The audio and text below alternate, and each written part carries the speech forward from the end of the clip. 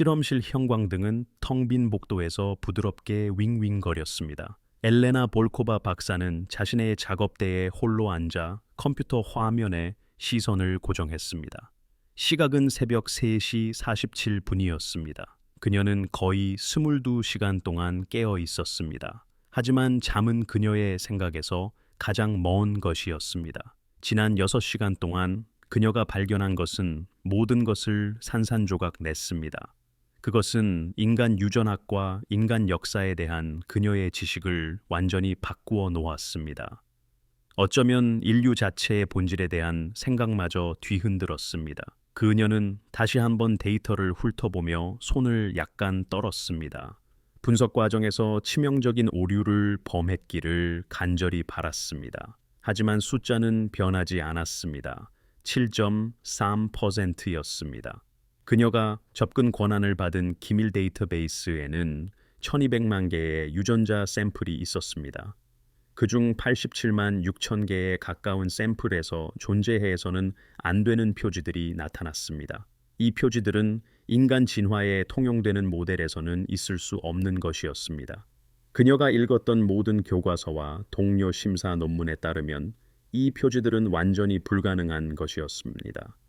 볼코바 박사는 자신의 경력 중 지난 14년을 보냈습니다. 그녀는 세계에서 가장 권위 있는 연구기관 중 한 곳에서 인간 유전체학을 연구했습니다. 그녀는 주요 과학 학술지에 40편이 넘는 논문을 발표했습니다. 또한 여러 상을 수상했습니다. 그녀는 동료들의 존경을 받았고 학생들의 찬사를 받았습니다. 그러나 그녀의 폭넓은 교육 배경에도 불구하고 그 무엇도 그녀를 이 순간에 대비시키지 못했습니다. 그 누구도 이러한 상황에 대비할 수는 없었을 것입니다.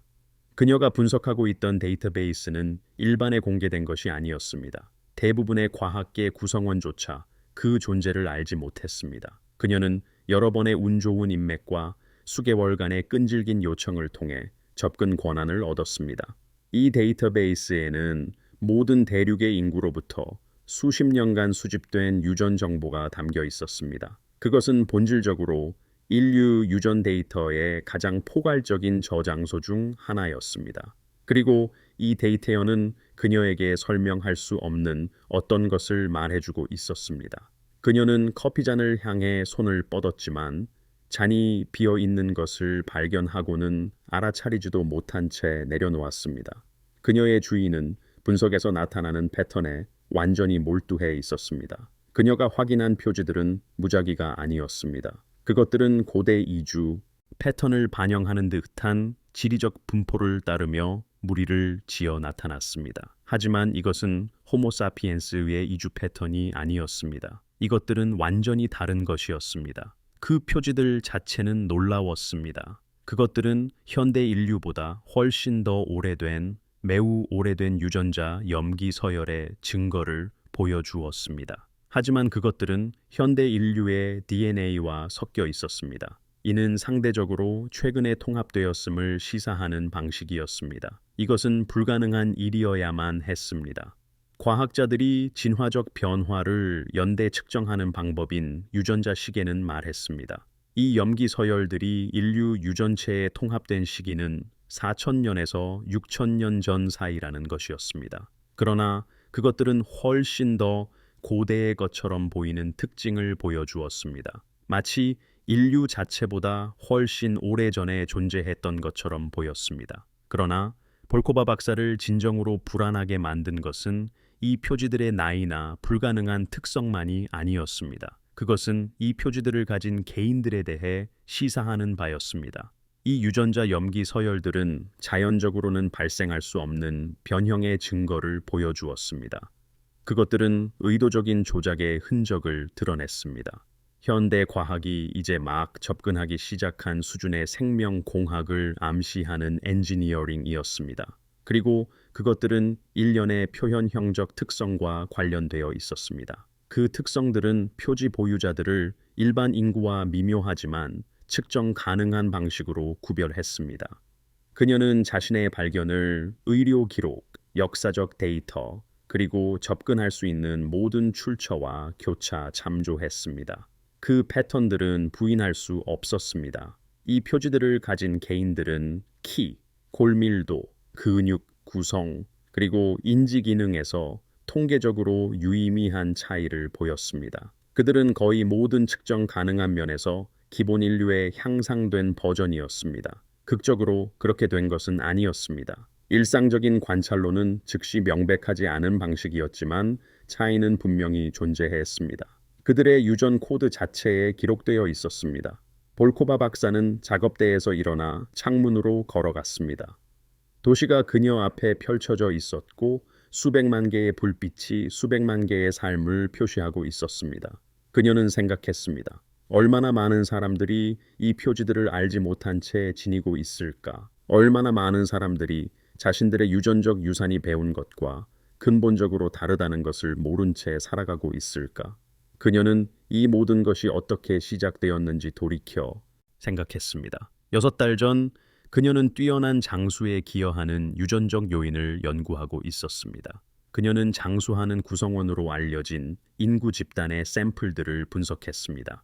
일부 개인이 90대 이후까지 건강하고 활기찬 이유를 설명할 공통점을 찾고 있었습니다. 그것은 일상적인 작업이었습니다. 유전 연구의 근간을 이루는 신중하고 체계적인 분석 작업이었습니다. 그러다 그녀는 이상한 점을 발견했습니다. 그녀의 샘플 중 소수는 그녀가 구축하던 프로필에 맞지 않는 특이한 표지들을 보여주었습니다. 처음에는 오염이나 염기 서열 분석 오류로 치부했습니다. 그러한 일은 유전 연구에서 흔히 발생합니다. 올바른 대응은 해당 샘플의 플래그를 지정하고 다음으로 넘어가는 것이었습니다. 그러나 무언가가 그녀를 계속 괴롭혔습니다. 그 표지들은 너무 일관적이었고 너무 체계적이었습니다. 단순한 오류라고 보기에는 어려웠습니다. 그래서 그녀는 더 깊이 파고들었습니다. 그녀가 발견한 것은 더 큰 데이터베이스에 대한 접근을 요청하게 했습니다.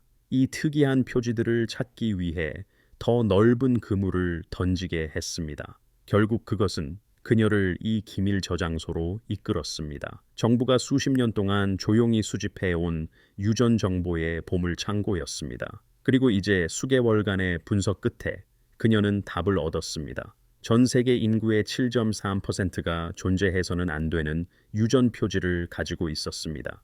이제 그녀를 괴롭히는 질문은 간단하면서도 섬뜩했습니다. 이 표지들은 어디에서 온 것일까요? 볼코바 박사는 작업대로 돌아가 다른 파일 세트를 불러왔습니다. 이것들은 유전 데이터가 아니었습니다. 이것들은 역사 기록, 고대 문헌, 인류학 연구였습니다. 그녀는 지난 몇 주 동안 수많은 시간을 보냈습니다. 대부분의 유전학자들이 자신들의 연구와 무관하다고 여길 자료들에 파고들면서 말입니다. 그러나 그녀는 과학이 진공 상태에서 존재하지 않는다는 것을 오래전에 배웠습니다. 예언제를 이해하려면 과거를 이해하는 것이 종종 필요했습니다. 그 과거가 아무리 멀거나 신화적으로 보일지라도 말입니다. 네피림이라는 단어는 그녀의 연구에서 우연히 등장했습니다. 그녀는 거인으로 묘사되거나 비범한 능력을 가진 개인들의 역사적 기록을 찾고 있었습니다. 그녀는 자신이 발견한 유전 표지들과 일치할 만한 역사적 문서를 찾고 있었습니다.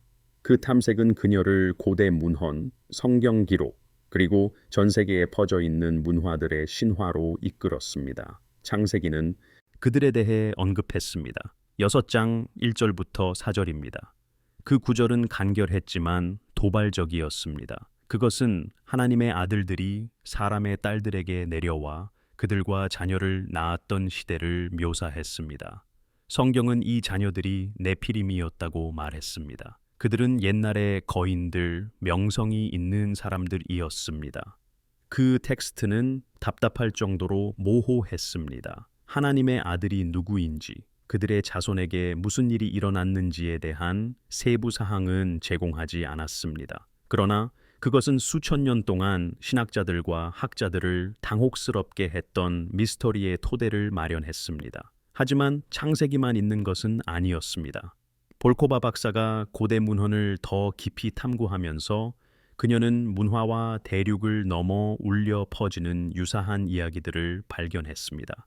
에녹서가 훨씬 더 자세한 내용을 제공했습니다. 에녹서는 대부분의 성경 판본에 포함되지 않은 고대 유대 문헌입니다. 그것은 200명의 타락한 천사들이 지구로 내려와 인간 아내를 맞이했다고 말했습니다. 이 천사들이 인류에게 금지된 지식을 가르쳤다고 묘사했습니다. 전쟁 무기, 화장술, 마법, 그리고 뿌리를 자르는 것이었습니다. 그것은 이러한 결합의 자손들에 대해 이야기했습니다. 그들은 엄청난 크기와 힘을 가진 존재들이었습니다. 그들은 인류의 자원을 소비하고 결국 인류 자체를 소비하기 시작했습니다. 그 이야기는 환상적인 것이었습니다. 현대 과학이 오래전부터 원시적인 시도라고 일축했던 종류의 신화였습니다. 고대인들이 이해하지 못했던 세상을 설명하려는 시도였습니다. 그러나 볼코바 박사는 이러한 예시이야기들에 더 많은 의미가 있을지도 모른다는 느낌을 떨쳐버릴 수 없었습니다.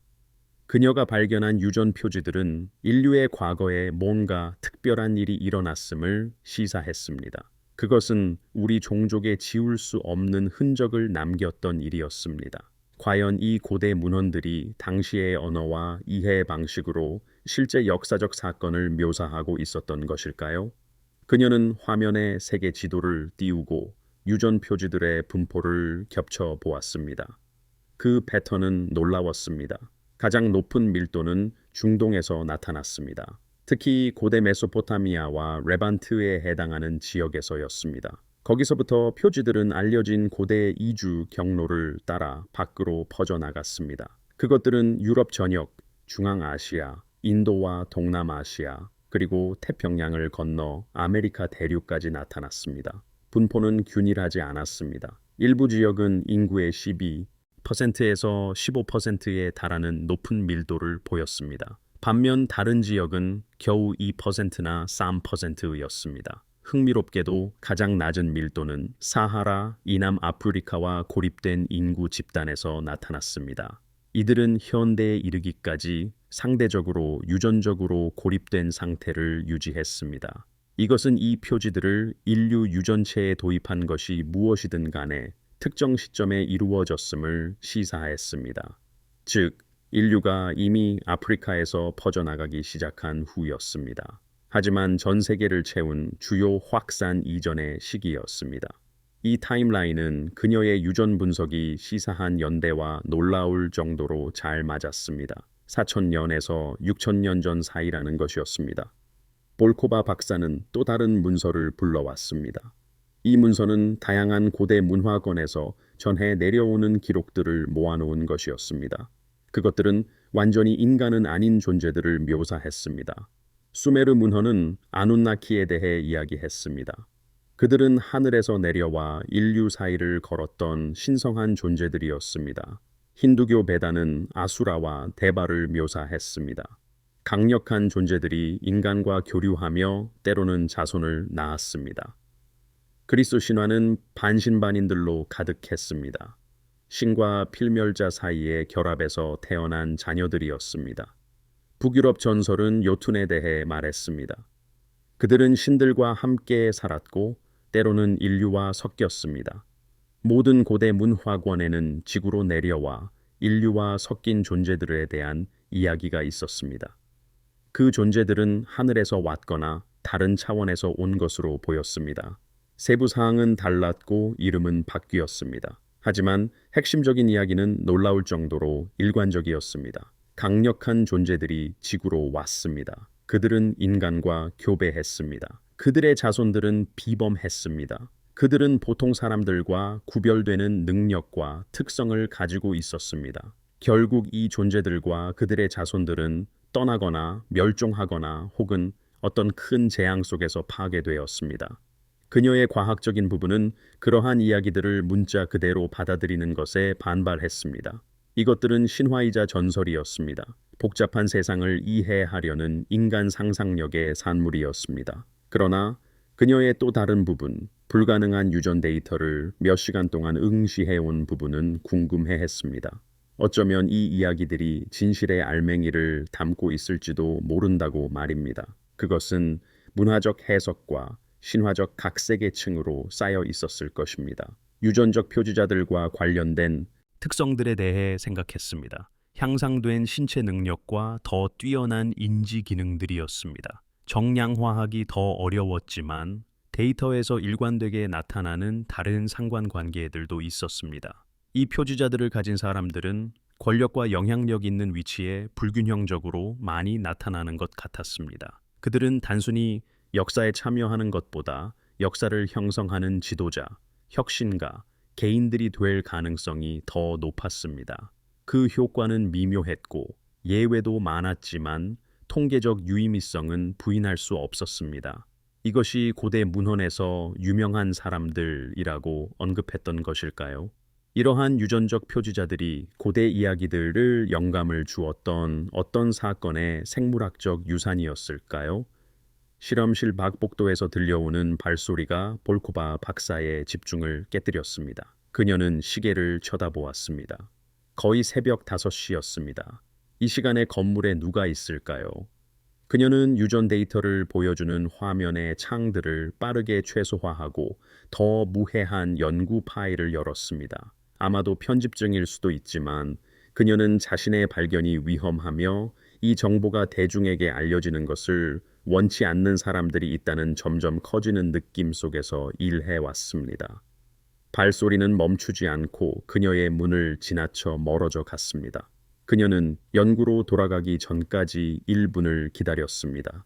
그녀의 심장은 평소보다 더 빨리 뛰고 있었습니다.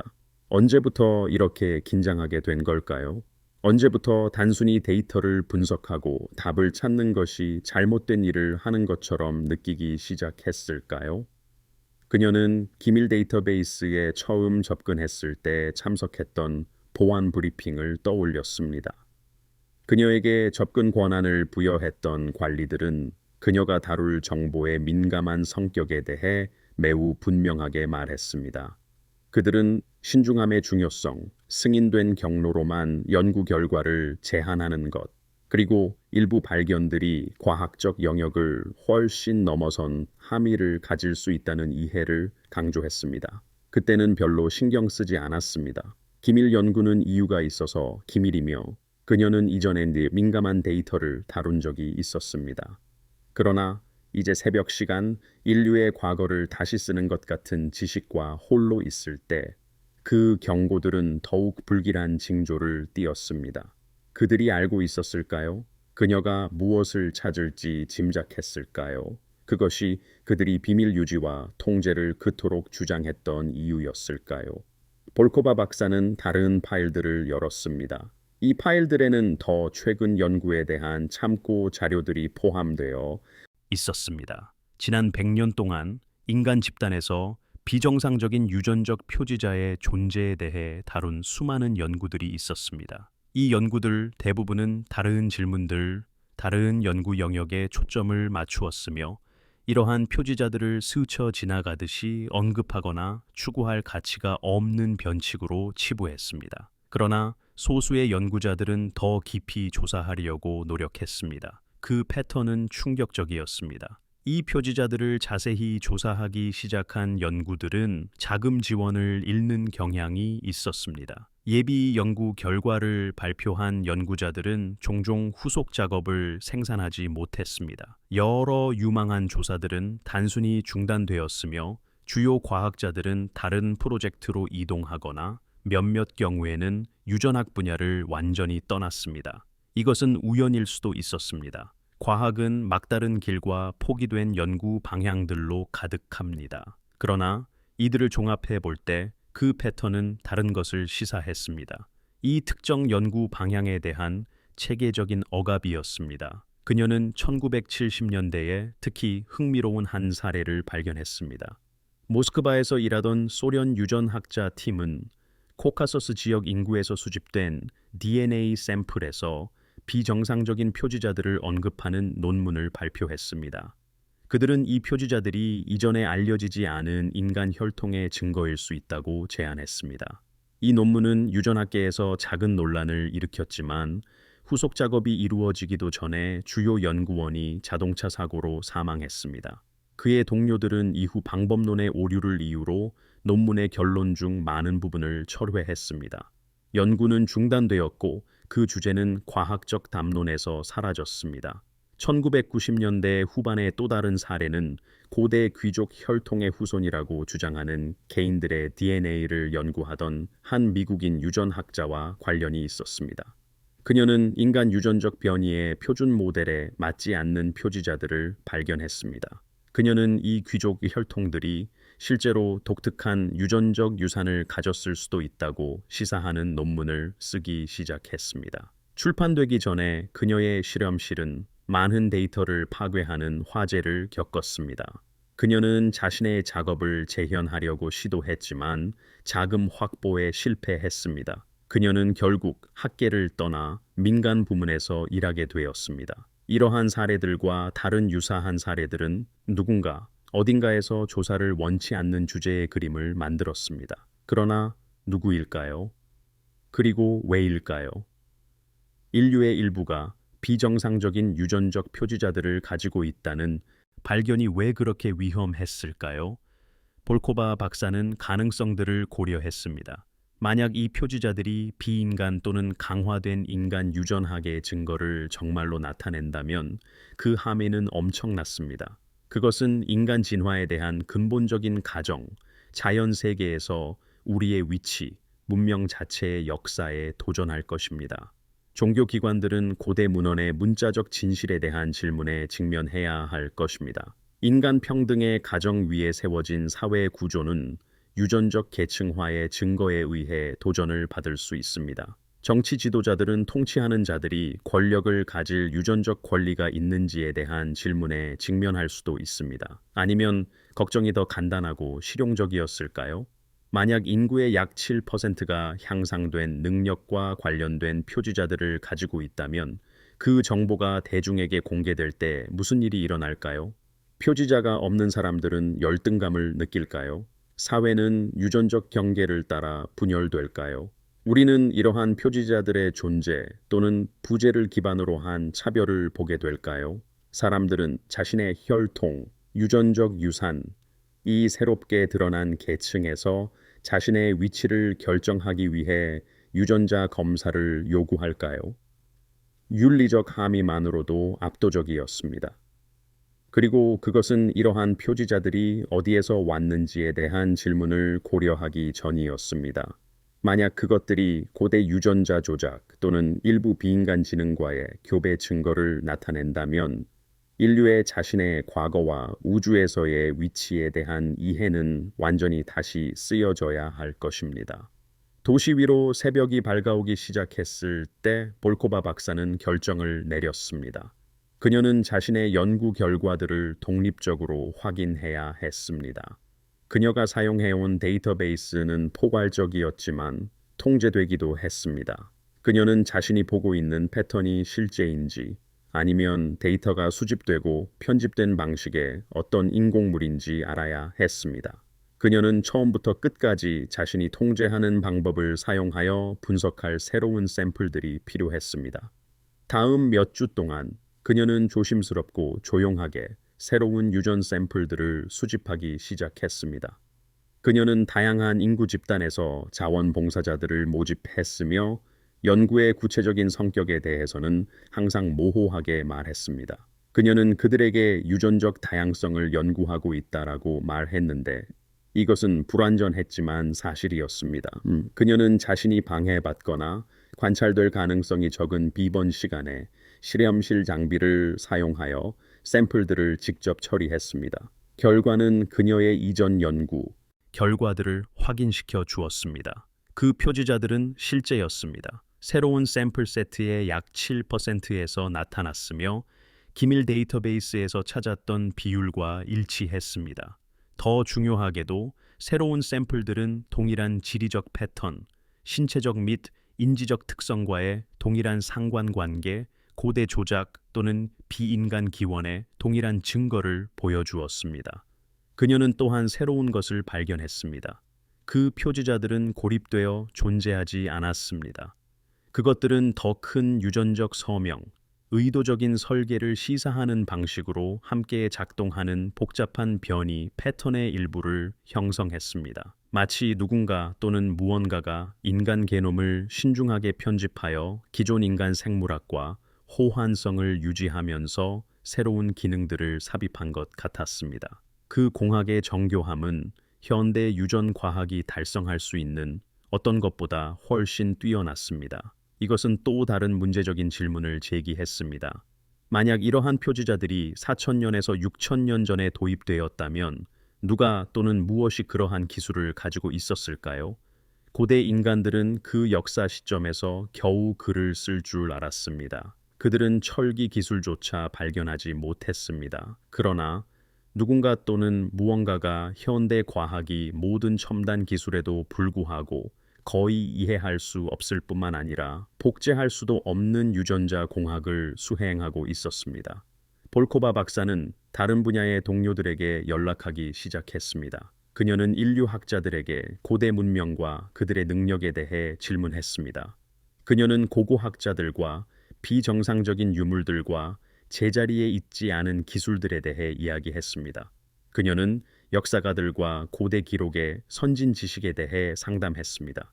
그녀는 자신이 발견한 것에 대해 너무 많이 드러내지 않도록 조심했으며 자신의 질문들을 광범위한 다학제적 연구 프로젝트의 일부로 구성했습니다. 그녀가 배운 것은 매력적이고 충격적이었습니다. 주류 학계는 고대 선진 기술에 대한 대부분의 설명을 오해나 사기로 일축했습니다. 그러나 그녀가 1차 자료들을 파고들어 실제 유물들과 기록들을 살펴보았을 때 그림은 덜 명확했습니다. 존재해서는 안 되었을 지식이나 능력을 보여주는 듯한 고대 작품들의 수많은 예들이 있었습니다. 수십 년 앞서 천문학적 위치와 일식을 예측할 수 있었던 고대 그리스 장치인 안티키테라 메커니즘은 1000년 이상 다시 볼 수 없었던 기계의 공학 수준을 나타냈습니다. 거대한 석재 블록들이 칼날도 끼어들 수 없을 정도로 완벽하게 맞춰진 이집트 피라미드. 건설의 정밀함은 현대 건축가들도 설명하기 힘든 공학적 능력들을 시사했습니다. 고대 지도들은 얼음이 뒤덮기 전에 남극 대륙 해안선들을 보여주어 선진 지도 제작 기술이나 해안선이 보였던 시대의 지식을 시사했습니다. 그리고 그녀가 이미 검토했던 종교 문헌뿐만 아니라 고대 문명들의 과학 및 기술 문헌인 고대 문헌들 자체가 있었습니다. 인도의 베다경전은 비마나라고 불리는 비행기계들과 도시 전체를 파괴할 수 있는 무서운 힘을 가진 무기들을 묘사했습니다. 길가메시 서사시는 세상을 파괴한 홍수와 별에서 온 존재들에 대해 이야기했습니다. 메소포타미아 문헌들은 아눈나키를 신이 아니라 니비루 행성에서 왔으며 인간을 노동자로 창조하고 선택된 개인들에게 지식을 전수한 존재들로 묘사했습니다. 개별적으로 볼 때 이러한 기록들과 유물들은 각각 설명될 수 있었습니다. 그러나 함께 볼 때 그것들은 원시 문명에서 선진 문명으로의 느린 발전이라는 단순한 이야기보다 훨씬 더 이상하고 복잡한 인간 과거의 그림을 만들었습니다.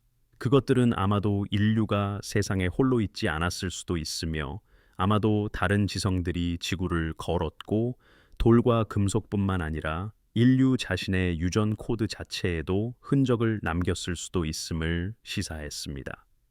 그녀의 초기 발견 후 3개월이 지난 후 볼코바 박사는 예기치 않은 방문객을 받았습니다. 그는 예고 없이 그녀의 실험실에 도착했습니다. 희끗희끗한 머리와 아무것도 놓치지 않는 듯한 눈을 가진 60대 중반의 키 큰 남자였습니다. 그는 자신을 마커스 웹 박사라고 소개했으며 그녀의 연구에 관심이 있는 사설 연구 재단의 컨설턴트라고 주장했습니다.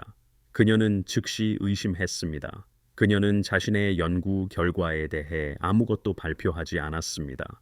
그녀는 신중하게 표현된 다른 분야 동료들에게 보낸 문의 외에는 누구와도 자신의 데이터를 공유하지 않았습니다.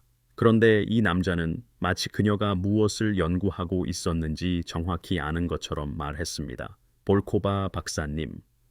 그는 초대를 기다리지 않고 그녀의 사무실 의자에 앉으며 말했다. 최근 질문이 많으시더군요. 고대 문명, 유전적 이상, 억압된 연구에 대한 질문들입니다. 특정 기밀 데이터베이스에서 많은 시간을 보내셨고 주목받기를 꺼리는 사람들의 주의를 끈 분석들을 실행하셨습니다. 그녀는 속이 조여오는 것을 느꼈다. 무슨 말씀이신지 모르겠습니다. 제 연구는 완벽하게 정당합니다. 아니라고 말한 적 없습니다. 그는 웃었지만 그 미소에는 따뜻함이 없었다. 사실 저는 박사님의 연구가 비범하게 정당하기 때문에 이곳에 왔습니다. 박사님은 극소수의 사람만이 발견했던 것을 찾으셨고 견고한 방법론을 사용하여 독립적으로 해냈습니다. 이것은 박사님을 가치 있게 만듭니다. 또한 위험하게도 만듭니다. 저를 위협하시는 건가요? 오히려 그 반대입니다. 저는 박사님께 기회를 드리기 위해 이곳에 왔습니다. 그리고 어쩌면 박사님의 생명을 구하기 위해서 말입니다. 그는 몸을 앞으로 숙였다. 볼코바 박사님, 박사님은 네피림 유전체의 증거를 발견한 첫 번째 사람이 아닙니다. 마지막 사람도 아닐 것입니다. 그러나 박사님은 종교적 열광이나 음모론적 편집증이 아닌 과학적 엄격함으로 이 주제에 접근한 몇 안 되는 분 중 한 분입니다. 제가 대표하는 재단은 이 유전적 유산을 오랫동안 인지해 왔습니다. 우리는 그것을 연구하며 이해하려고 노력했고 인류에게 미칠 영향을 판단하려 애썼습니다. 그녀는 물었다. 당신은 누구입니까? 어떤 재단이죠?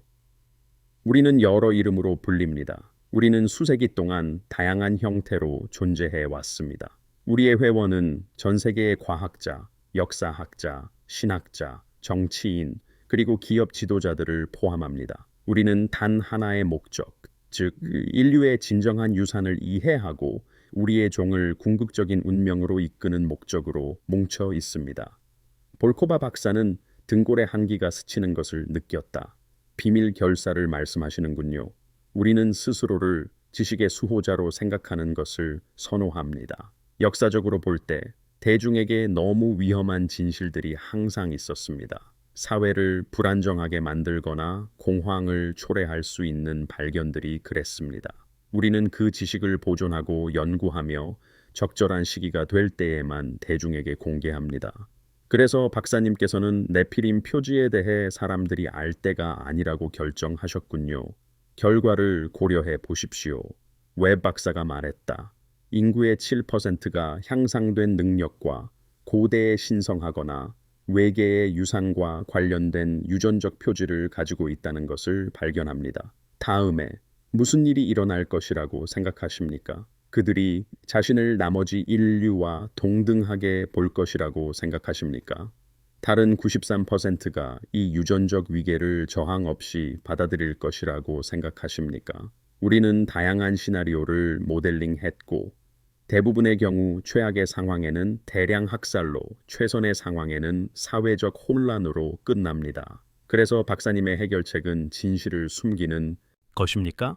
우리의 해결책은 진실을 관리하는 것입니다. 우리는 네피림 유산을 연구합니다. 우리는 표지를 가진 개인들을 추적합니다. 우리는 그들을 감시하고 지도하며 때로는 그들의 능력이 적절히 활용될 수 있는 조직으로 모집합니다. 그리고 그렇습니다.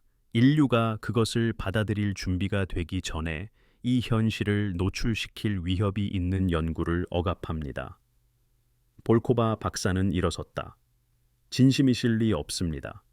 박사님께서는 수세기에 걸친 거대한 음모에 대해 말씀하고 계십니다. 정보를 통제하고 유전학에 기반하여 사람들의 삶을 조종하는 음모입니다. 그것은 지식의 보존이 아닙니다. 그것은 폭정입니다. 웹 박사는 그녀의 분노에 동요하지 않고 앉아 있었다. 그것은 관리입니다. 박사님의 연구 결과를 대중에게 공개하는 성급한 결정을 내리기 전에 이것을 고려해 보십시오. 우리는 이 표지를 누가 가지고 있는지 알고 있습니다. 우리는 그들이 어디에 있는지, 무엇을 하는지, 누구에게 영향을 미치는지 알고 있습니다. 그들 중 다수는 권력의 위치에 있습니다. 박사님의 연구에서 의심할 여지 없이 발견하셨듯이 말입니다. 그들이 우연히 그 위치에 도달했다고 생각하십니까? 우리는 이 유전적 유산을 여러 세대에 걸쳐 육성해 왔습니다. 개개인이 가장 큰 선을 행할 수 있는 곳에 배치했습니다. 또는 적어도 가장 큰 해악을 막을 수 있는 곳에 말입니다. 세상이 네피림의 후손들에 의해 운영된다는 말씀이신가요? 배타적인 것은 아닙니다. 그러나 그들은 리더십 위치에서 불균형하게 대표되고 있습니다. 맞습니다. 그리고 그것은 우연이나 음모가 아닙니다. 그것은 단순히 능력과 기회가 만나는 문제입니다. 향상된 유전자를 가진 사람들은 자연스럽게 자신들의 능력을 최대한 발휘할 수 있는 위치로 올라갑니다. 우리는 단지 그 상승이 인류 전체의 이익이 되는 방식으로 일어나도록 보장할 뿐입니다. 볼코바 박사는 다시 앉았고 그녀의 머리는 복잡하게 돌아갔다. 웹 박사의 말이 사실이라면 그 함에는 유전학적 호기심을 훨씬 넘어섰다. 그것은 인류 문명 자체가 이 숨겨진 유산에 의해 형성되었다는 의미였다. 설명할 수 없는 고대 근원으로부터의 DNA를 가진 개인들이 역사의 흐름에 영향을 미쳤다는 뜻이었다. 그녀는 조용히 물었다. 제게 무엇을 원하십니까? 우리는 박사님께서 우리와 함께 하기를 원합니다. 박사님의 연구를 계속하되 우리의 보호와 지도 아래 하십시오. 박사님의 현재 데이터베이스를 원시적으로 보이게 할 정보에 접근하게 될 것입니다. 박사님은 유전학, 인류학, 고대사, 그리고 존재 자체를 몰랐던 분야의 세계 최고 전문가들과 함께 일할 것입니다. 그 대가로 박사님은 출판하는 내용과 연구 결과를 공유하는 사람에 대한 특정 제한에 동의하게 될 것입니다. 만약 거절한다면요, 웹 박사의 표정이 살짝 굳어졌다. 그러면 데이터베이스 접근 권한이 취소될 것입니다. 연구 자금은 고갈될 것입니다. 박사님의 출판된 논문은 예상치 못한 정밀 조사와 비판에 직면할 것입니다. 박사님은 과학계가 특정 연구 분야에 놀랍도록 적대적일 수 있다는 것을 발견할 것입니다. 그리고 박사님께서 계속 고집하여 덜 합법적인 경로를 통해 연구 결과를 대중에게 공개하려 한다면 더 직접적인 조치가 필요하게 될 수도 있습니다. 저를 죽이겠다고 위협하시는 겁니까? 저는 박사님의 상황의 현실을 설명하고 있습니다. 박사님은 인류의 가장 깊은 비밀 중 하나를 우연히 발견했습니다. 그 지식은 박사님이 그것으로 무엇을 선택하느냐에 따라 박사님을 가치 있게 만들거나 위험하게 만듭니다. 우리는 박사님께서 가치 있는 존재가 되기를 선호합니다. 볼코바 박사는 웹 박사의 제안을 즉시 받아들이지도 거절하지도 않았다. 그녀는 생각할 시간을 요청했고 놀랍게도 그는 허락했다. 그는 그녀에게 전화번호만 적힌 카드와 일주일 내에 결정하여 전화하라는 지시를 남겼다. 그가 떠난 후 그녀는 한동안 사무실에 앉아 그 카드를 응시하며 자신의 삶이 맞이한 기묘한 전환을 숙고했다. 그녀가 세상에 대해 안다고 생각했던 모든 것이 의문시되었다. 유전적 표지는 실제였다. 고대 공학의 증거는 부인할 수 없었다. 이제 그녀는 수세기 동안 이 지식을 관리하고 이 유전적 유산에 대한 통제를 유지하기 위해 인류의 일을 조작해온 비밀 조직이 있다는 말을 들었다. 그것은 음모론 포럼에서나 나올 법한 이야기 같았다. 그러나 웹 박사는 그의 진정성과 지식에서 완전히 설득력이 있었다. 그녀는 이 조직의 존재 증거를 찾기 위해 더 깊이 파고들기 시작했다. 무엇을 찾아야 할지 알고 나니 찾는 것은 어렵지 않았다. 역사를 통틀어 인류의 기원에 대한 비밀 지식을 소유했다고 주장하는 집단들이 항상 있었다. 퓨리 메이슨, 일루미나티, 장미 십자회, 그리고 수많은 다른 비밀 결사들이 모두 고대 지혜의 수호자라고 주장했다. 대부분의 역사가들은 이 집단들을 해롭지 않은 친목 단체나 정교한 속임수로 치부했다. 그러나 만약 그들이 그 이상이었다면 어떨까? 그들이 정말로 인류의 숨겨진 유산에 대한 지식을 보존하고 있었다면 어떨까? 그녀는 이 집단들과 관련된 상징과 이미지에서 유전자 조작과 비인간 존재에 대한 지식을 암시하는 증거를 발견했다. 다양한 비밀 결사들 사이에서 흔한 상징인 모든 것을 보는 눈은 진보된 지식이나 외계인의 관찰을 나타내는 것으로 해석될 수 있었다. 이 조직들의 기록에는 위대한 건축가 또는 고대의 존재들에 대한 언급이 반복적으로 나타났다. 이것들이 고대의 인간 유전자를 변형시켰던 존재들에 대한 암호화된 언급일 수 있을까? 그녀는 또 다른 것을 발견했다. 역사상 세계에서 가장 영향력 있는 많은 인물들이 이 비밀 결사들과 연관되어 있었다. 아이작 뉴턴과 로버트 보일 같은 과학자들은 그들의 통상적인 연구와 함께 비전 연구에 깊이 관여했다. 조지 워싱턴부터 윈스턴 처칠에 이르는 정치 지도자들은 비밀 지식을 주장하는 조직의 회원들이었다. 기업 거물과 문화 지도자들도 이 집단들과 연줄이 있었다. 이 패턴은 웹 박사가 조직의 인류 역사에 대한 영향력에 대해 진실을 말하고 있을 수도 있다는 것을 시사했다. 그러나 이 조직의 존재를 받아들이는 것이 그들의 방법이나 목표를 받아들이는 것을 의미하지는 않았다. 소수의 사람들이 수세기 동안 인류를 비밀리에 지도하고 유전적 유산에 기반하여 누가 이끌고 누가 따를지 결정했다는 생각은 매우 불안했다.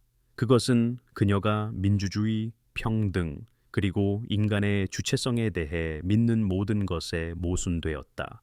그러나 네피림 표지가 정말로 향상된 능력을 부여한다면 그것을 가진 사람들이 자연스럽게 리더십과 영향력 있는 위치를 차지할 것이라는 것이 어느 정도 논리적이라는 사실을 그녀는 부인할 수 없었다. 문제는 이 지식으로 무엇을 해야 하는가였다. 웹 박사의 집단은 계속된 비밀 유지를 주장했다. 인류가 그것을 받아들일 준비가 될 때까지 정보 공개를 관리해야 한다는 것이었다. 그러나 언제 인류가 준비되었는지를 누가 결정하는가? 그리고 어떤 집단이 전체 종을 위해 그런 결정을 내릴 권리를 가지는가? 반면에 인류의 7%가 미지의 근원으로부터 유전적 표지를 가지고 있다는 갑작스러운 대중적 폭로는 실제로 대규모 사회적 혼란을 야기할 것이다. 이 표지는 향상된 능력과 어쩌면 비인간적 기원과 관련되어 있다. 종교 공동체는 이것을 성경적 설명의 확인으로 보는 자들과 이단으로 보는 자들로 나뉠 것이다. 인간 진화에 대한 근본적인 가정들이 도전받으면서 과학기관들은 위기에 직면할 것이다. 민주적 평등 원칙에 기반한 정치 체제는 유전적 노선을 따라 분열될 수도 있다. 볼코바 박사는 밤잠을 설치며 이 질문들과 씨름했다. 그녀는 자신의 분석에서 이 모든 것을 사라지게 할 어떤 결함을 찾기 위해 데이터를 반복해서 검토했다. 그러나 데이터는 여전히 견고했다. 표지는 실제였다. 그 함의는 피할 수 없었다. 그녀는 세 번째 선택지를 고려하기 시작했다. 만약 그녀가 자신의 연구 결과를 발표하되 고대 조작이나 비인간적 기원에 대한 더 도발적인 결론을 내리지 않고 유전적 증거를 신중하게 구성한다면 어떨까? 그녀는 그 표지를 이전에 알려지지 않은 이주 패턴 또는 고립된 인구 집단의 창시자 효과에 대한 증거로 설명할 수 있었다. 과학계는 그 연구 결과를 논의하고 자체 분석을 실행하며 갑작스러운 폭로의 충격 없이 점진적으로 전체 함의를 이해하게 될 것이다. 그러나 그녀는 이 선택지를 고려하면서도 그 문제점들을 인식했다. 유전적 증거는 너무나 명확했고 표지들은 너무나 명백하게 조작된 것이었다. 그녀의 데이터를 검토하는 어떤 유능한 유전학자라도 결국 그녀와 같은 결론에 도달할 것이다. 그리고 일단 그 과정이 시작되면 통제하는 것은 불가능할 것이다. 진실은 드러날 것이지만 준비나 맥락 없이 혼란스럽게 드러날 것이다. 웹 박사가 방문한 지 6째 날, 볼코바 박사는 모든 것을 바꿀 뜻밖의 발견을 했다. 그녀는 거인으로 묘사되거나 비범한 능력을 가진 개인들의 역사적 기록들을 검토하고 있었다. 유전적 증거를 뒷받침할 만한 문서를 찾으려 노력하고 있었다. 그녀는 주로 고대 문헌과 중세 기록에 초점을 맞추었다. 그러나 그녀는 더 최근의 기록들을 검색하기로 결정했다. 지난 200년 동안의 사례들을 찾아 네피림 표지를 가진 개인들의 지속적인 존재를 나타낼 수 있는지 알아보았다. 그녀가 발견한 것은 그녀를 충격에 빠뜨렸습니다. 19세기와 20세기 내내 비정상적인 신체적 특징을 가진 개인들이 출현한 수많은 기록된 사례들이 있었습니다. 의료 기록은 비범한 키와 힘을 가진 사람들, 특이한 뼈 구조와 근육 구성을 가진 개인들을 묘사했습니다. 이러한 사례들 중 다수는 다양한 질환이나 유전적 상태로 설명되어 왔습니다. 그러나 볼코바 박사가 세부 사항을 살펴봤을 때 네피림 표지자들을 고농도로 지닌 개인들에게서 예상할 수 있는 패턴들이 나타났습니다. 더욱 충격적인 것은 기록되었으나 이후 공공 기록에서 지워진 듯한 사례들이었습니다. 그녀는 의료 연구원들이 연구했던 개인들에 대한 언급들을 발견했습니다. 이들의 사례는 학술지에 기록되었습니다. 하지만 이들의 기록은 이후 사라지거나 기밀로 분류되었습니다. 20세기 초반의 고아원과 병원들은 비정상적으로 성장하거나 뛰어난 지능을 보인 특이한 아이들을 보고했습니다. 이 보고서들 다음에는 종종 정부 관계자들의 방문이 있었습니다. 이후 아이들은 기밀 장소로 옮겨졌고 다시는 소식을 들을 수 없었습니다. 이러한 패턴은 더 최근까지 이어졌습니다. 그녀는 1950년대와 1960년대에 여러 정부들이 수행한 유전자 검사 프로그램들에 대한 언급을 발견했습니다. 이러한 프로그램들은 표면적으로는 유전병을 찾거나 인구 유전학을 연구하는 목적이었습니다. 그러나 그들이 검사했던 특정 표지자들은 많은 경우 그녀가 네피림 유전체의 일부로 확인했던 표지자들과 일치했습니다. 전 세계 정부들이 수십 년 동안 이 표지자들을 알고 있었고 이를 지닌 개인들을 조용히 추적해 온 것으로 보였습니다. 이것은 그녀에게 소름 끼치는 깨달음을 주었습니다. 웹 박사의 단체가 실제할 수도 있지만 네피림 유산을 알고 있는 유일한 존재는 아니었습니다. 정부도 알고 있었습니다. 정보기관들도 알고 있었습니다. 또 누가 알고 있었을까요? 그리고 그들은 그 지식을 가지고 무엇을 하고 있었을까요? 그녀는 검색을 확장하여 표지자들을 지닌 개인들과 권력 위치 사이의 연관성을 찾았습니다. 그 연관성은 놀라웠으며 단순한 통계적 유의미성을 넘어섰습니다. 비즈니스 분야에서 표지자를 가진 개인들은 주요 기업의 고위 임원직에 불균형적으로 나타났습니다. 정치 분야에서 그들은 일반 인구에서의 비율보다 훨씬 높은 비율로 선출직을 맡고 있었습니다. 학계에서는 노벨상 수상자와 주요 연구자들 사이에서 과도하게 대표되었습니다. 군대에서는 특수작전부대와 정보기관에서 자주 나타났습니다. 이러한 패턴은 표지자들과 관련된 향상된 능력으로 설명될 수 있었습니다. 이 개인들은 경쟁적인 환경에서 자연스럽게 탁월했으며 리더십 위치로 올라섰습니다. 그러나 적극적인 모집과 배치 요소도 있는 것으로 보였습니다. 그녀는 표지자들을 지닌 개인들을 위한 네트워킹 그룹처럼 기능하는 단체들의 증거를 발견했습니다. 이 그룹들은 다양한 이름과 위장 아래 운영되었습니다. 그러나 그들은 몇 가지 공통된 특징을 공유했습니다. 선별적인 회원 자격을 가졌고 강력한 연결망을 보유했습니다.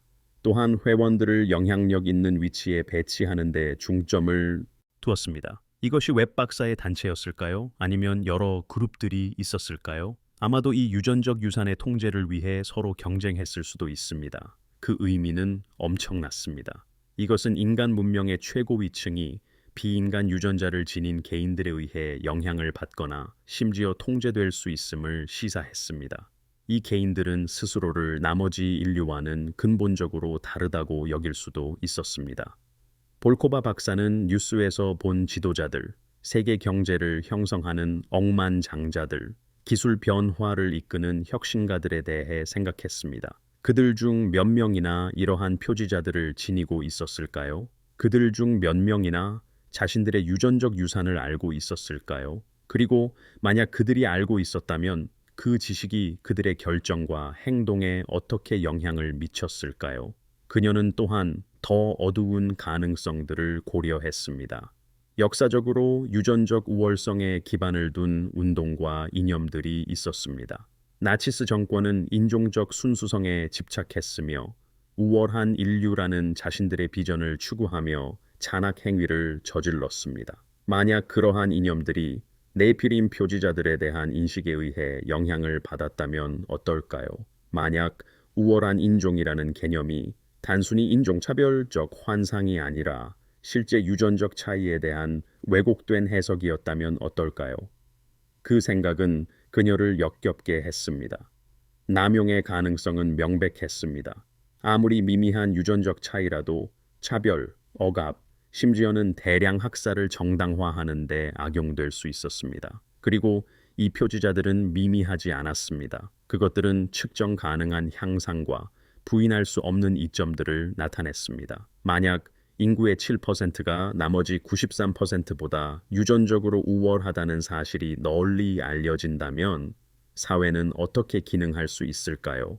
그러나 반대로 인간 본성에 대한 그런 근본적인 진실이 숨겨져 있다면 사회는 어떻게 계속 기능할 수 있을까요? 무지는 축복일 수 있지만 또한 조작에 취약했습니다. 만약 소수의 선택된 사람들만이 그 표지자들에 대해 알고 있다면 그들은 그 지식을 사용하여 권력과 특권을 유지할 수 있었습니다. 나머지 인류는 왜 어떤 사람들은 성공하고 다른 사람들은 실패하는지 모른 채로 남아있을 것이었습니다. 일곱 번째 날, 볼코바 박사는 웹 박사가 그녀에게 준 카드에 적힌 번호로 전화했습니다. 그는 두 번째 벨이 울렸을 때 전화를 받았습니다. 그녀는 서두 없이 말했습니다. 결정을 내리기 전에 더 많은 정보가 필요합니다. 저는 당신의 단체가 정확히 무엇인지 알아야 합니다. 그 목표가 무엇인지와 제가 합류한다면 어떤 역할을 하게 될지도요. 웹 박사는 합리적인 요청입니다. 라고 답했습니다. 제가 만남을 주선하겠습니다. 당신이 이야기해야 할 다른 사람들이 있습니다. 그들은 저보다 더 충분히 맥락을 제공하고 질문에 답해 줄 수 있습니다. 이틀 후 그녀는 비밀 장소로 향하는 전용 제트기 안에 있었습니다.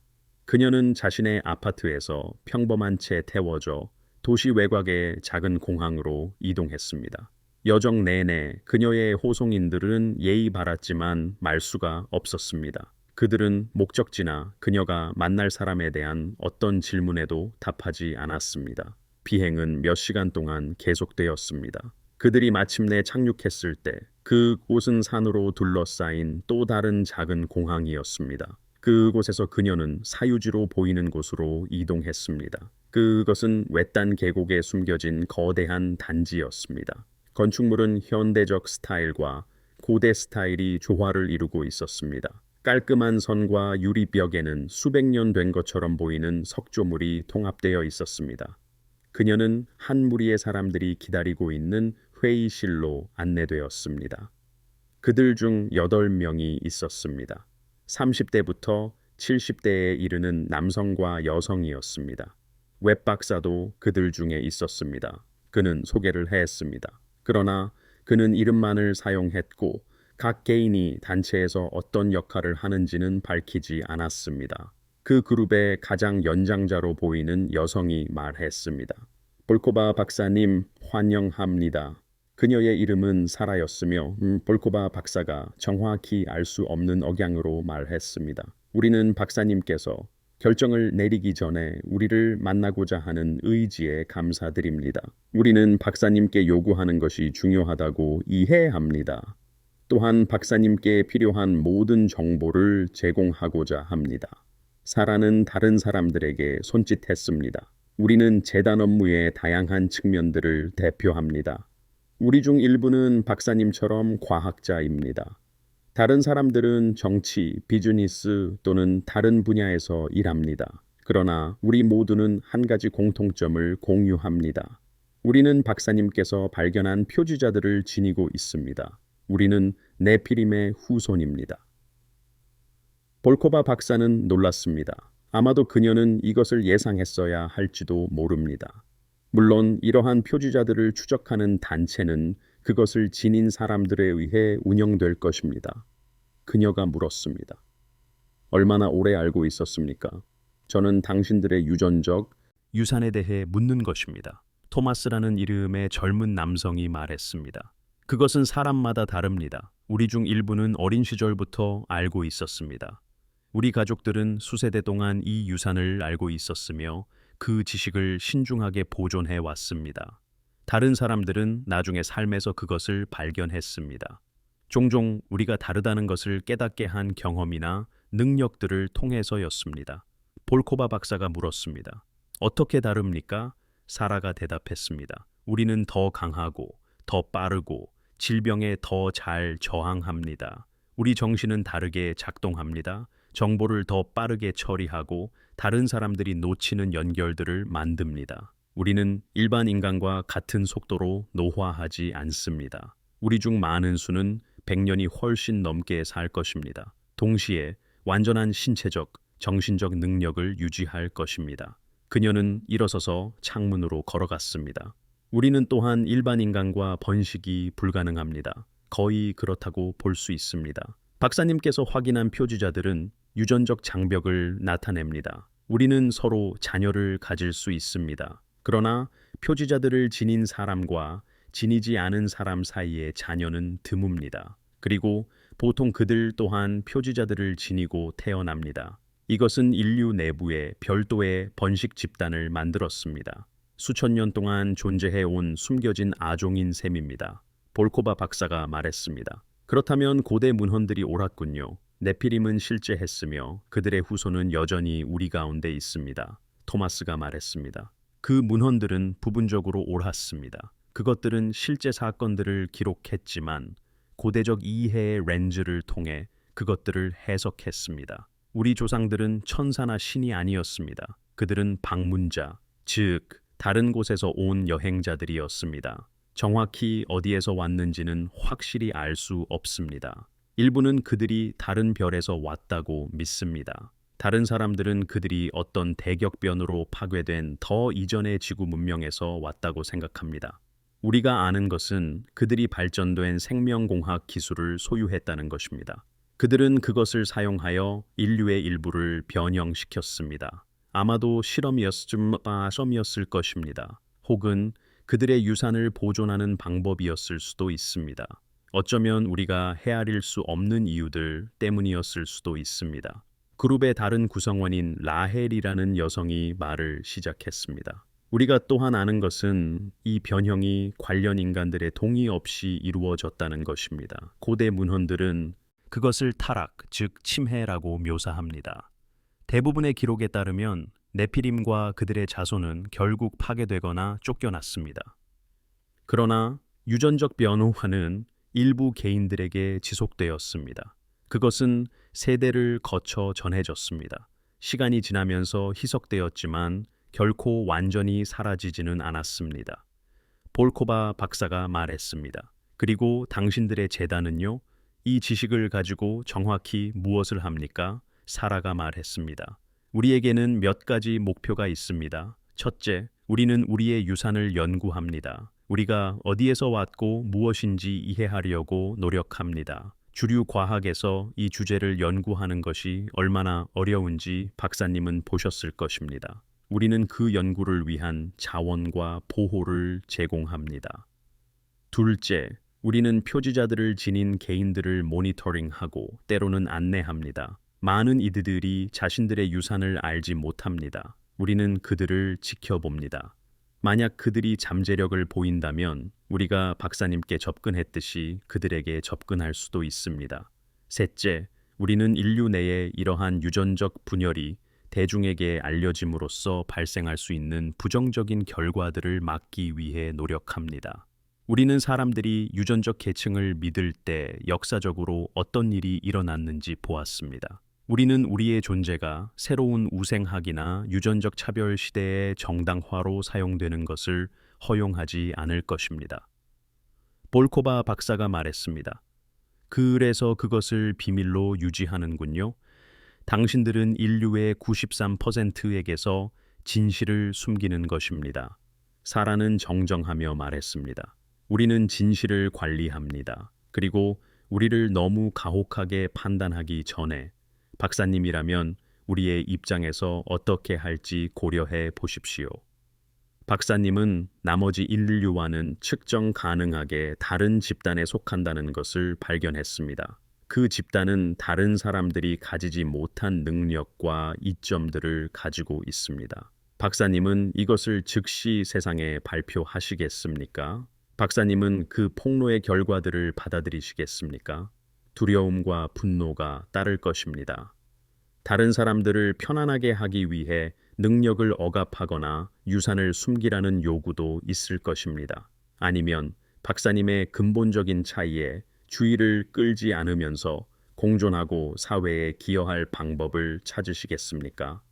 볼코바 박사는 그 질문에 답할 수 없었습니다.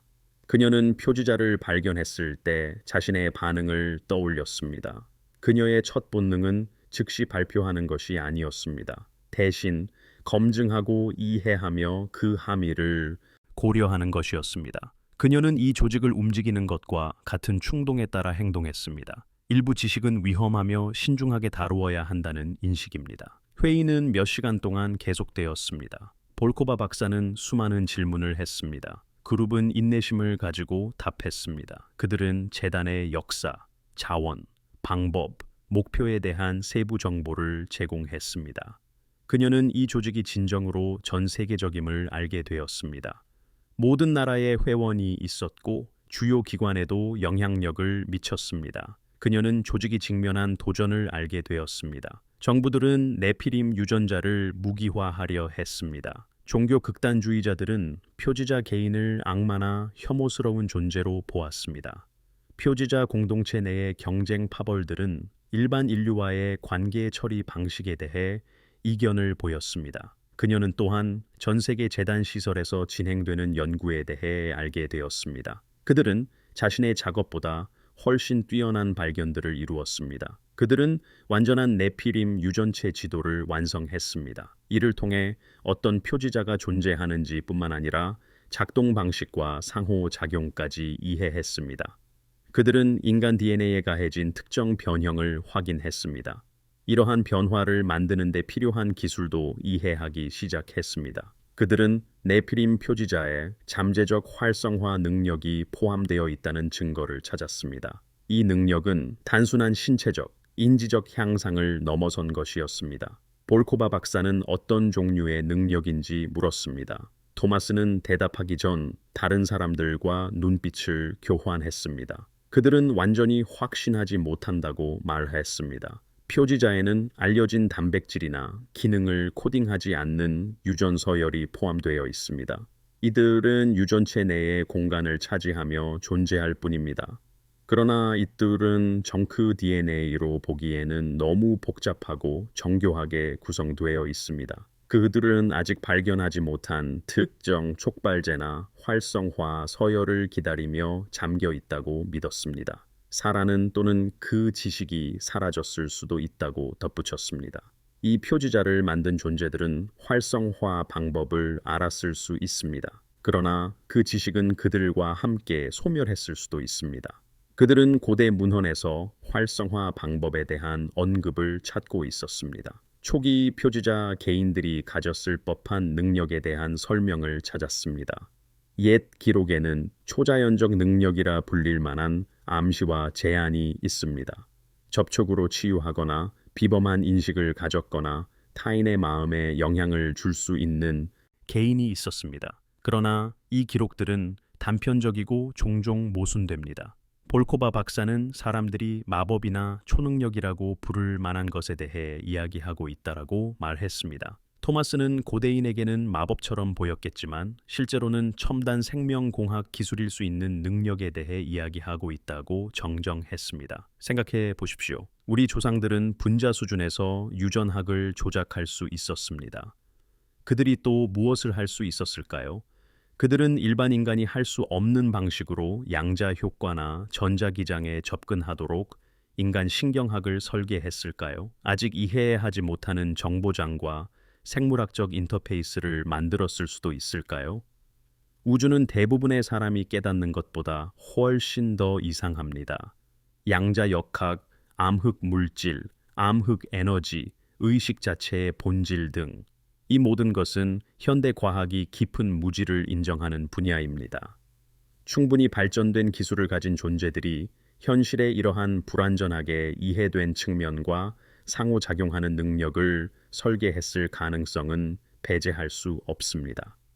볼코바 박사는 그 함의에 어지럼증을 느꼈습니다. 그녀는 자신이 그저 특이한 유전 표지자를 연구한다고 생각했습니다. 이제 그녀는 초자연적인 능력에 가까운 잠재된 능력을 포함할 수 있는 고대 생명공학 기술의 증거를 발견했다는 말을 듣고 있었습니다. 그녀는 누군가 이 서열을 활성화한 적이 있는지 물었습니다. 이것들이 실제로 어떤 역할을 한다는 증거를 본 적이 있냐고 질문했습니다. 레이첼은 몸을 앞으로 숙였습니다. 그런 사례들이 있었다고 말했습니다. 이는 드물고 예측 불가능하며 대개 짧았습니다. 일부 표지자 개인들은 특이한 능력의 활성화로 해석될 수 있는 경험을 보고했습니다. 향상된 인식의 순간, 본능적으로 가져서는 안 될 지식, 심지어 물리적 사건에 대한 명백한 영향력 등이었습니다. 그러나 이러한 경험은 기록하거나 재현하기 어렵습니다. 종종 우연의 일치나 오해로 치부됩니다. 그들은 체계적으로 연구하려 노력했습니다. 하지만 이러한 활성화를 촉발하는 것이 무엇이든 현재의 이해를 넘어선 것으로 보였습니다.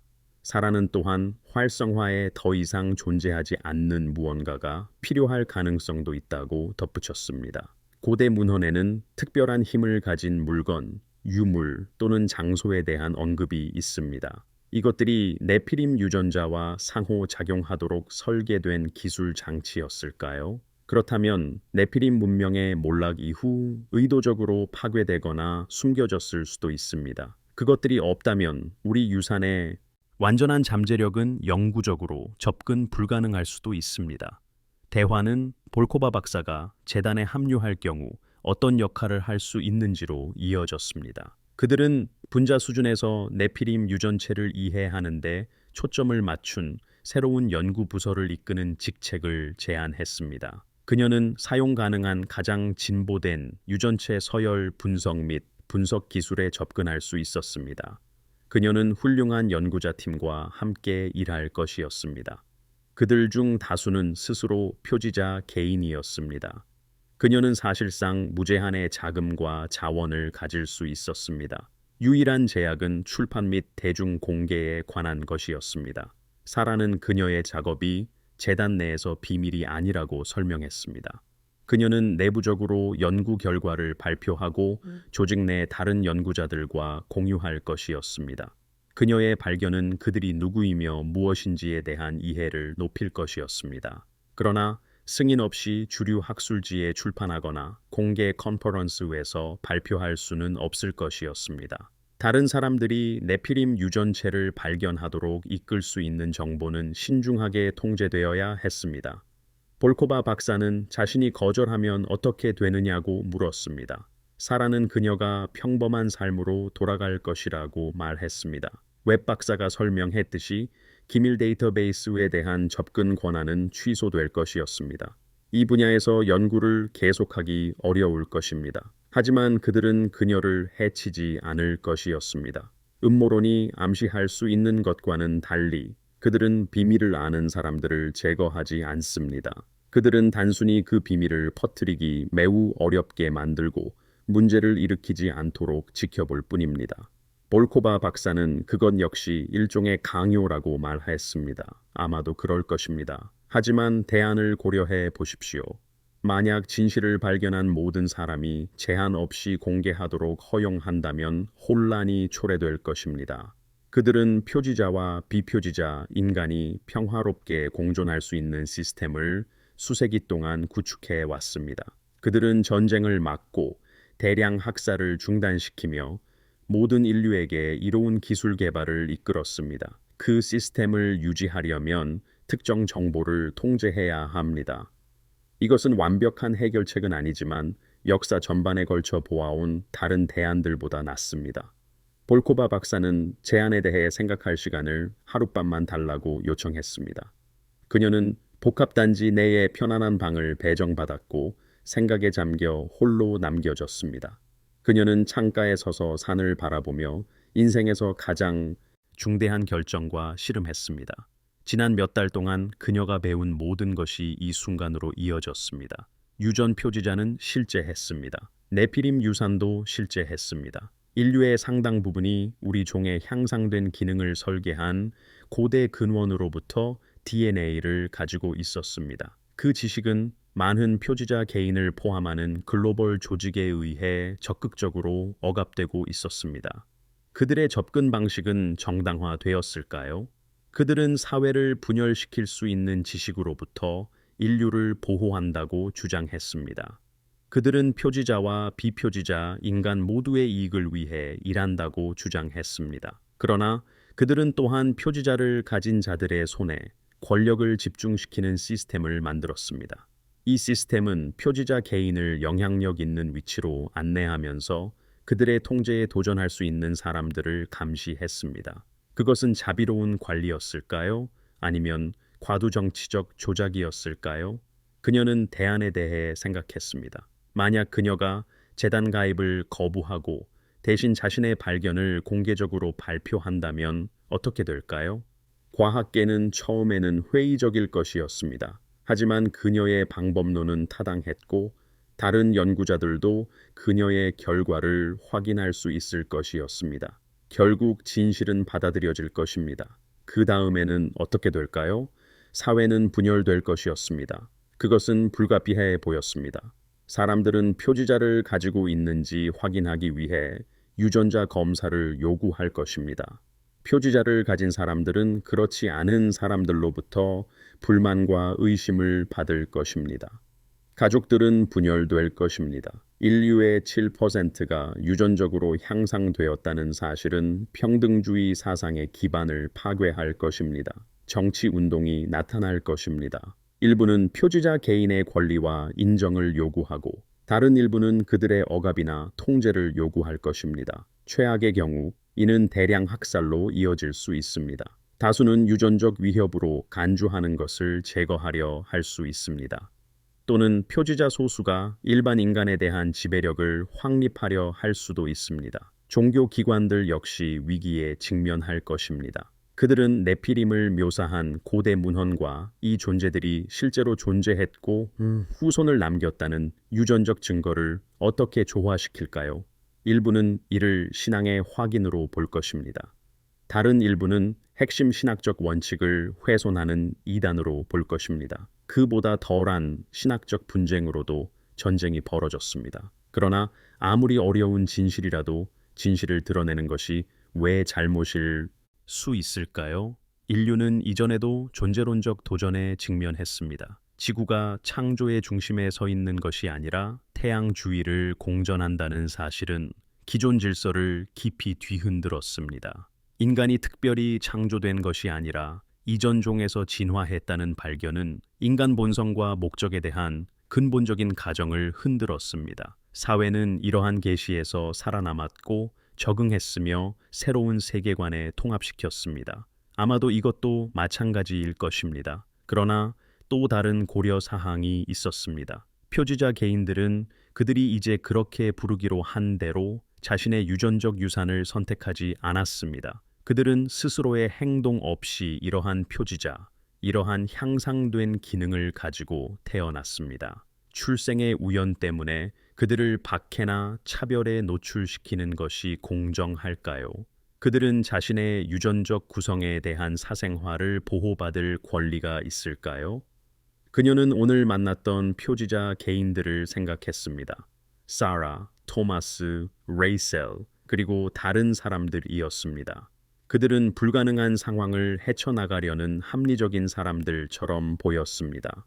그들은 권력에 굶주린 음모가들이 아니라 원치 않는 지식으로 짐지워져 그 지식을 책임감 있게 관리하려는 개인들처럼 보였습니다.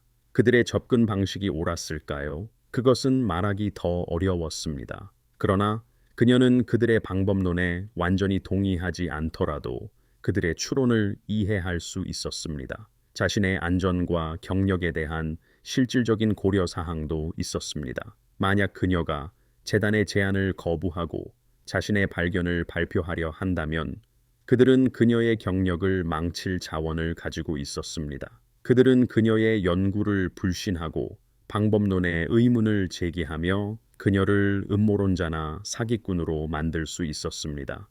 그녀의 경력은 파괴되고 그녀의 발견은 무시될 것이었습니다. 그리고 그녀가 고집스럽게 덜 합법적인 경로를 통해 정보를 퍼뜨리려 한다면 더 직접적인 결과에 대한 암묵적인 위협이 있었습니다. 그녀는 그들이 자신을 죽일 것이라고 생각하지 않았습니다. 세라는 자신들의 비밀을 알아낸 사람들을 제거하지 않는다고 말했을 때 진심인 것 같았습니다. 그러나 다른 방법으로 사람을 침묵시킬 수 있었습니다. 그녀는 시설에 수용되거나 정신적으로 무능하다고 선고받을 수 있었습니다. 그녀는 일하거나 소통할 수 없게 만드는 사고를 당할 수도 있었습니다. 그녀는 단순히 사라질 수도 있었습니다. 감시 아래에서 여생을 보내야 하는 외딴 시설로 옮겨질 수도 있었습니다. 선택은 재단의 제안을 수락하거나 거부하는 것만이 아니었습니다. 그것은 재단과 협력하며 그들의 자원을 활용하는 것을 의미했습니다. 또한 네피림 유산에 대한 이해를 돕는 것이었습니다. 그렇지 않으면 그녀의 연구는 제대로 시작되기도 전에 중단되고 소외될 것이었습니다. 아침에 볼코바 박사는 사라에게 재단의 제안을 수락하겠지만 조건이 있다고 말했습니다. 그녀는 자신의 연구를 통해 확인된 표식 보유자들의 안전과 윤리적 대우에 대한 보장을 원했습니다. 그녀는 자신의 연구가 어떻게 사용될지에 대한 감독을 원했습니다. 그리고 그녀는 재단이 통제되고 신중한 방식으로 인류에게 네피림 유산에 대한 진실을 궁극적으로 밝히는 계획에 전념하기를 원했습니다. 그녀는 이것을 영원히 숨길 수는 없다고 주장했습니다. 결국 누군가 이 사실을 발견하고 재단이 막기 전에 대중에게 알릴 것이었습니다. 따라서 갑작스러운 충격보다는 재단의 조건에 따라 준비와 맥락을 갖추어 진실이 밝혀지는 것이 더 나을 것이라고 했습니다. 사라는 이 의견을 심사숙고했습니다. 그녀는 재단 내에서도 비슷한 논의가 있었다고 말했습니다. 대중에게 진실을 공개하는 것이 불가피한지 심지어 바람직한지에 대해 의견이 엇갈렸습니다. 그러나 그녀는 개인적으로 볼코바 박사의 의견에 동의했습니다. 그들은 이 비밀을 무기한 유지할 수 없으며 진실이 밝혀질 때가 다가오고 있을 수도 있다고 했습니다. 기술은 빠르게 발전하고 있었습니다. 유전자 검사는 점점 저렴해지고 접근하기 쉬워지고 있었습니다. 곧 수백만 명의 사람들이 의료 목적으로 자신의 유전체 염기 서열을 분석하게 될 것이었습니다. 그렇게 되면 표식들은 재단의 통제 밖에 있는 연구자들에 의해 발견될 것입니다. 그들은 그 순간을 대비해야 했습니다. 그들은 조건을 협상했습니다. 볼코바 박사는 유전체 연구부서를 이끌게 되었습니다. 그녀는 자신의 연구에 대한 권한을 가지며 표식 보유자에 대한 재단의 전반적인 정책에 의견을 제시할 수 있었습니다. 재단은 대중공개 전략을 개발하기로 약속했지만 구체적인 일정은 정하지 않았습니다. 그것은 완전한 승리는 아니었지만 타협이었고 충분했습니다. 이어지는 몇 년 동안 볼코바 박사는 자신의 연구에 몰두했습니다. 재단이 제공한 자원은 엄청났습니다. 그녀는 수천 명의 표식 보유자들로부터 얻은 유전체 데이터를 사용하여 여러 인구 집단에 걸쳐 네피림 표식의 변이와 분포를 추적했습니다. 그녀는 고고학자 및 역사가들과 협력하여 표식들이 어디에서 왔고 인류를 통해 어떻게 퍼졌는지에 대한 이야기를 조합하려고 노력했습니다. 그녀는 몇 가지 중요한 발견을 했습니다. 그녀는 표식들이 단일하지 않다는 것을 발견했습니다. 변이들이 존재했으며 이는 원래의 유전자 변형이 여러 인간 집단에게 아마도 다른 시기에 수행되었음을 시사했습니다. 일부 표식 보유자들은 그녀가 1차 표식이라고 부르게 된 것, 즉 네피림 유전체를 만든 자가 수행한 원래의 변형을 가지고 있었습니다. 다른 이들은 2차 표식, 즉 수천 년에 걸친 인간의 번식과 진화를 통해 나타난 돌연 변이와 변이들을 가지고 있었습니다. 1차 표식들은 가장 흥미로웠습니다. 그것들은 자연적으로 발생할 수 없는 패턴으로 배열된 유전자 서열을 통해 의도적인 설계에 명확한 증거를 보여주었습니다. 볼코바 박사는 표식이나 서명 역할을 하는 것으로 보이는 인공인트론, 즉 비번역 DNA 서열을 발견했습니다. 그녀가 이 서열들을 신중하게 분석했을 때 수학적 패턴을 포함하고 있음을 발견했습니다. 그 패턴은 소수, 피보나치 수열, 심지어 그녀가 완전히 이해하지 못하는 숫자 체계를 사용하는 좌표처럼 보이는 것들이었습니다. 그들의 정기적인 회의 중 하나에서 그녀는 토마스에게 마치 메시지를 남긴 것 같다고 말했습니다. 그녀는 네피림 유전체를 만든 사람이 누구든 미래 세대가 그것이 인공적이라는 것을 알기를 바랐다고 설명했습니다. 그것이 자연 선택이 아닌 지능에 의해 만들어졌음을 인류가 알기를 원했던 것입니다. 토마스는 아마도 그들이 서로를 찾을 수 있기를 바랐을 것이라고 제안했습니다. 그는 찾을 서명을 안다면 다른 표식 보유자들이 자신이 표식을 가지고 있다는 것을 모르더라도 그들을 식별할 수 있다고 설명했습니다. 그것은 혈통이 지속되고 표식 보유자들이 서로를 알아볼 수 있도록 보장하는 방법이었습니다. 그녀는 또한 아무런 역할도 하지 않는 것처럼 보이는 유전 부호인 휴면 서열을 이해하는데 진전을 보였습니다. 그녀는 이 서열들이 특정 전자기 주파수에 반응하도록 설계된 것처럼 보인다는 것을 발견했습니다. 또한 특정 분자의 양자 상태, 그리고 전통적인 유전학과는 관련 없는 요인에도 반응했습니다. 마치 네피림 유전체에 수신기나 인터페이스가 포함된 것 같았습니다. 이것들은 생물학이 일반적으로 접근하지 못하는 현실의 측면과 상호작용하도록 설계되었습니다. 그녀는 사라에게 이 서열들은 활성화되도록 의도된 것 같다고 말했습니다. 이것들은 유전체 자체의 어떤 것에 의해서가 아니라 외부 요인에 의해 활성화될 것이었습니다. 아마도 기술에 의해서 혹은 더 이상 존재하지 않는 환경 조건에 의해서일 것이라고 추측했습니다. 만약 그들이 그러한 요인들이 무엇인지 알아낼 수 있다면 이 서열들을 활성화하고 그것들이 실제로 무엇을 하는지 볼 수 있을 것이라고 했습니다. 재단은 활성화 방법 연구를 위한 자금 지원을 승인했습니다. 볼코바 박사는 다양한 형태의 전자기, 자극과 양자장 조작을 이용한 실험을 시작했습니다. 심지어 고대에 존재했을 법한 환경 조건을 재현하려고 시도하기도 했습니다. 결과는 실망스러웠습니다. 아무것도 효과가 없는 것 같았습니다. 휴면 서열은 여전히 휴면 상태로 남아 그 목적을 드러내기를 거부했습니다. 그러나 예상치 못한 진전이 있었습니다. 그녀의 연구에 참여한 일부 표식 보유자들이 실험 중에 특이한 경험을 보고하기 시작했습니다. 이들은 향상된 지각의 순간과 소유하여서는 안 되는 정보를 담은 생생한 꿈을 경험했습니다. 또한 정상적인 의식을 넘어선 어떤 것과의 연결감을 느끼기도 했습니다. 이러한 효과는 주관적이었고 측정하기 어려웠지만 실험이 어느 정도 영향을 미치고 있음을 시사했습니다. 재단에 합류한 지 5년 후 볼코바 박사는 조직의 지도부 이사회 특별 회의에 초청되었습니다. 그녀는 재단의 위계 내에서 상승하며 연구와 네피림 유산에 관한 윤리적 질문에 대한 사려 깊은 접근 방식으로 존경을 받았습니다.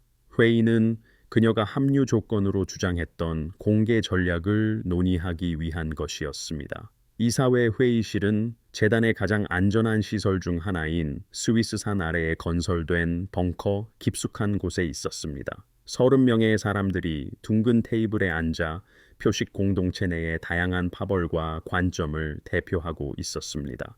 사라와 토마스 그리고 레이첼도 그 자리에 있었습니다. 그러나 그곳에는 그녀가 사진이나 화상 회의에서만 보았던 다른 얼굴들도 있었습니다.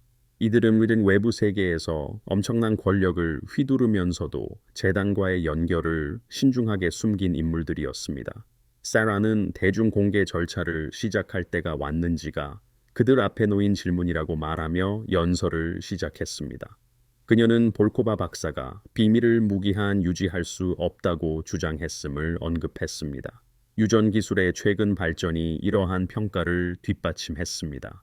향후 10년에서 15년 안에 소비자 유전자 검사가 충분히 보편화되어 네피림 표식의 발견이 불가피해질 것이었습니다. 그들은 그 진실 공개를 통제할지 아니면 혼란스럽게 발생하도록 내버려 둘지 결정해야 했습니다. 이어진 논쟁은 격렬했습니다. 일부는 인류가 진실을 받아들일 준비가 되어 있지 않으며 결코 준비되지 않을 수도 있다고 주장하며 비밀 유지를 계속해야 한다고 주장했습니다. 다른 이들은 볼코바 박사의 의견에 동의하여 공개가 불가피하며 관리되어야 한다고 했습니다. 몇몇 급진적인 목소리는 완전히 다른 접근 방식을 주장했습니다. 그것은 공개적인 선언이었습니다. 이들은 표식 보유자들이 자신의 향상된 유산을 공개적으로 인정하고 유전적 이점을 기반으로 리더십에 대한 권리를 주장해야 한다고 했습니다. 한 남성이 그들은 우월하다고 주장했습니다. 그것은 그들 자신의 어떤 행동을 통해서가 아니라 유전적 유산을 통해서였습니다. 그 우월성을 숨기는 것이 그것을 덜 현실적으로 만들지 않습니다. 기본 인류는 이미 그들을 따르고 리더십을 기대하고 있었습니다. 그렇다면 그 이후의 진실을 인정하지 않을 이유가 무엇입니까? 이미 실제 존재하는 유전적 위계를 공개적으로 인정하는 사회 구조를 구축하지 않을 이유가 무엇입니까? 볼코바 박사는 그런 방식은 폭정과 집단 학살로 이어진다고 즉각 반박했습니다. 표식 보유자들이 유전학을 기반으로 우월성을 공개적으로 주장하는 순간 갈등의 조건을 만드는 것입니다. 기본 인류는 자신들이 별개의 종으로 여기는 존재에게 지배당하는 것을 받아들이지 않을 것입니다. 그리고 그들은 표식 보유자들보다 10세대의 일로수가 훨씬 많습니다. 정말로 그런 갈등을 감수하고 싶습니까? 논쟁은 몇 시간 동안 격렬하게 이어졌습니다. 결국 타협안이 나왔습니다. 재단은 인류에게 진실을 공개하기 위한 점진적인 준비 과정을 시작할 것이었습니다. 그들은 고대 유전자 조작 연구에 자금을 지원할 것이었습니다. 이는 공식적으로 발견이 이루어졌을 때 이를 이해할 과학적 틀이 마련되도록 하는 것이었습니다. 그들은 언론과 교육을 통해 유전적 다양성과 강화 개념에 사람들을 익숙하게 만들 것이었습니다. 이는 궁극적인 진실 공개로 인한 충격을 줄이기 위함이었습니다. 그리고 그들은 과학, 종교, 정치 및 문화 분야의 주요 영향력자들을 식별할 것이었습니다. 이들을 점진적으로 비밀에 편입시킬 것이었습니다. 이를 통해 때가 왔을 때 대중의 반응을 관리하는 데 도움을 줄 수 있는 정보에 정통한 개인들의 네트워크를 구축할 것이었습니다. 일정은 10년으로 정해졌습니다. 10년 안에 재단은 네피림 표식의 대중적 발견을 계획할 것이었습니다.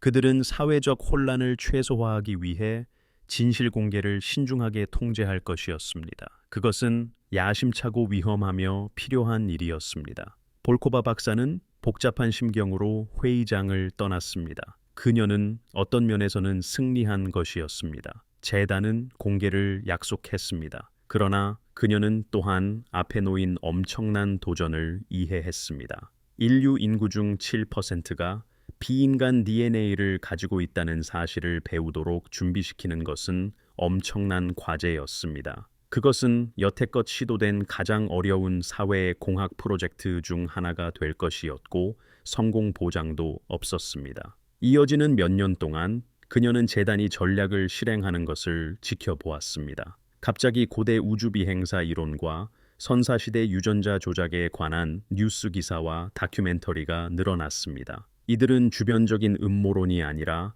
진지하게 고려할 만한 추측 과학으로 제시되었습니다. 대학들은 대안적인 인류 기원에 대한 강의를 제공하기 시작했습니다. 인간 진화가 자연 선택을 넘어선 요인들에 의해 영향을 받았을 수 있음을 시사하는 연구 논문들이 나타났습니다. 대중 담론은 진실 공개를 위해 천천히 그리고 미묘하게 준비되고 있었습니다. 이 진실은 인간 본성과 역사에 대해 사람들이 알고 있다고 생각했던 모든 것에 도전할 것이었습니다. 이 모든 것의 중심에서 볼코바 박사는 자신의 연구를 계속했습니다. 그녀는 자신의 연구가 곧 그 진실 공개의 일부가 될 것임을 이해하고 있었습니다. 그녀의 발견은 인류에게 자신들이 어디에서 왔는지 그리고 그 구성원 중 일부가 실제로 무엇인지를 설명하는 데 도움이 될 것이었습니다. 10년의 끝이 다가오면서 그녀는 자신의 실험실에서의 그 첫날 밤을 자주 떠올리게 되었습니다. 그녀는 존재해서는 안 될 유전체 데이터를 응시하며 새벽까지 깨어 있었습니다. 그녀는 그때 자신이 일상적인 과학적 발견을 하고 있다고 생각했습니다. 그러나 그녀는 인류의 가장 깊은 비밀의 문을 열고 있다는 것을 알지 못했습니다. 그것은 수천 년 전으로 거슬러 올라가 불확실한 미래로 이어지는 미스터리였습니다. 진실이 다가오고 있었습니다. 인류의 7%가 네피림 DNA를 가지고 있었습니다. 곧 모두가 알게 될 것이었습니다. 그리고 아무것도 예전과 같지 않을 것이었습니다.